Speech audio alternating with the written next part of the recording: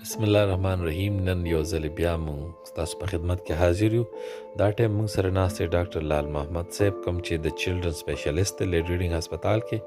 هغې سره به خبرې کوو او د ټوټکو باره کې به هم خبرې کوو. موږ بسم سره الله اوسئ. الرحمن الرحیم. زما نوم ډاکټر لال محمد دی او زه په چلډرن وارډ کې ایز اسسټنټ پروفیسر کار کوم. نن د عوام د آګاهۍ په باره کې چې کوم موږ ویډیو جوړو، یو خاص پیغام عوام ته ورکول غواړم. نن 15 کاله 8 کاله مخکې زمونږ په وارډونو کې د شریف مریضان ډیر زیات.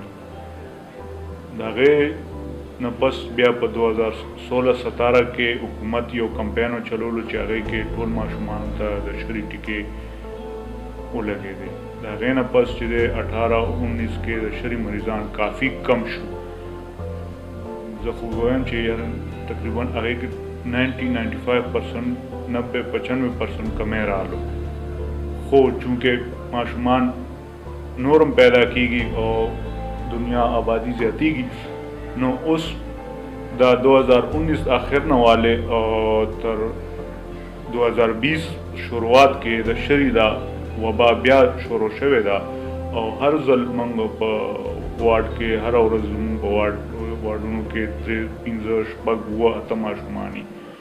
په دې باره کې به زه تاسو ته یو څه خبرې کوم چې شری کې اول د زکام نزله زکام وشي او ماشوم سترګو نه ګند راځي، پوزې نه ګند راځي او سره تیزه تبه وي او بیا په 3-4 ورځ په ماشوم باندې د شری هغه لمبه روزي چې هغې ته موږ په ډاکټري ژبه کې ریش وایو.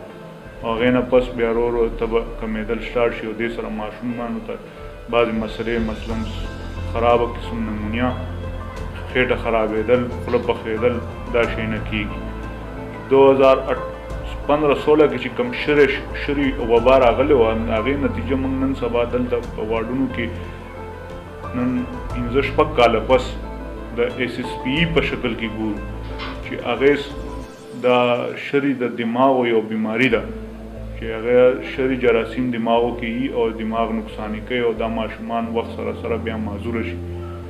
نو زما عوام الناس ته دا درخواست دی چې دوی کوم ماشومانو شری نه تیر کړی او شری ټیکې نه لګولي، دوی شری ټیکې دی ولګوي، خپل قریبي ټیکو سنټر ته لاړ شي. او حکومت ته هم دا درخواست دی چې دا کمپین بیا دوباره وچلوي او په دې کې د 6 میاشتو او یا 6 میاشتو نه غټ ماشومان دا هم شامل کی، ځکه چې موږ چې کوم وارډ کې ماشومان ګورو هغه اکثر د 6 نه تر 9 میاشتو مینځ کې 7 میاشتو ماشومان ته دا شری کېږي لګیا دی.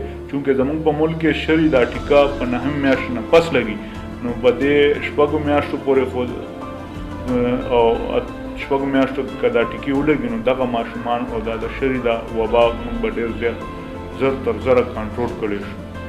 بل چې کوم ماشوم د شری وشي، نو زما تاسو ته دا درخواست دی چې کوم کور کې ټوټکې استعمالوي، لکه ماشوم ګرم ساتي، ماشوم لامبۍ نه صفایي نه کوي پوښې او خوراک کې پرهیزونه پې کوي، دې سره ماشوم ته نور نقصان رسي. لکه شری کې ډېر زیات تیزه تبه وي، نو دې دوران کې ماشوم یې خول پکار دی چې هغه تبه کنټرول شي. اکثر ماشومانو باندې تیزه تبې د وجې نه جټکې راشي، یا ماشوم صفا نه ساتي او هغه ته نور جراثیم ولګي او هغه نور زیات بیمار شي، یا په ډېر زیات پرهیز وکړي نو هغه ماشوم انتهایی کمزوری شي او معمولی بیماری هم هغه لپاره یو غټه مسله شي. نو تاسو ته دا درخواست دی چې کوم ماشوم ته شری وشي خپل نږدې کوالیفاید ډاکټر ته وښایي او د هغه په مشوره باندې عمل وکړي او خپل ټوټکو نه پرهیز وکړي.